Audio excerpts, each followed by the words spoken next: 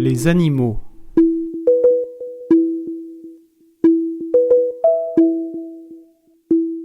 Nous avions déjà vu précédemment la différence entre trois animaux qui se ressemblent beaucoup, le crapaud, la grenouille et la rainette. Revoyons ça ensemble. Le crapaud est facile à reconnaître car il a partout sur la peau des sortes de gros boutons que l'on appelle des pustules. C'est aussi l'animal qu'il y a dans les contes où, quand on lui fait un bisou, il se transforme en prince charmant. Les rainettes, souvent plus petites, grimpent sur les arbres et les feuilles, et pour ça, elles ont des ventouses au bout des doigts.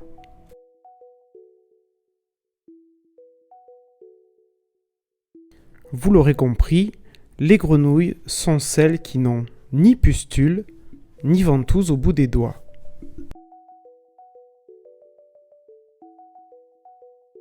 En anglais, il n'y a qu'un seul mot pour tous les rapaces de nuit.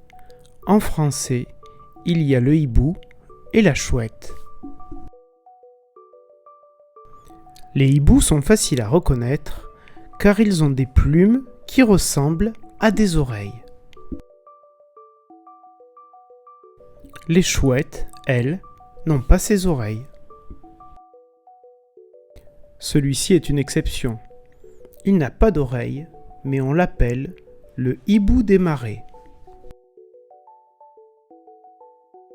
Quand on voit un insecte qui saute, on a tendance à tout appeler sauterelle. Mais en fait, il y a deux groupes, les criquets et les sauterelles. Ils sont faciles à reconnaître. Le criquet, qui ne mange que de l'herbe, a de toutes petites antennes. Les sauterelles, elles, ont toujours les antennes au moins aussi longues que le corps. Et elles mangent de l'herbe, mais aussi d'autres insectes, comme les criquets. On a toujours peur de ces animaux à écailles qui rampent par terre. Mais en fait, il y a deux grandes familles. La première, tout le monde les connaît, les serpents. Une des premières choses que l'on regarde chez les serpents, ce sont leurs yeux. Je vous expliquerai une prochaine fois pourquoi. Mais ce qu'il faut retenir, c'est que jamais un serpent ne vous fera de clin d'œil. Pour une raison tout simple, ils n'ont pas de paupières. Donc un serpent qui est capable de fermer les yeux est tout simplement un orvé. Un orvé est un lézard qui, au fil de l'évolution, a fini par ne plus avoir besoin de ses pattes, et donc ressemble beaucoup à un serpent. Mais cela reste un lézard.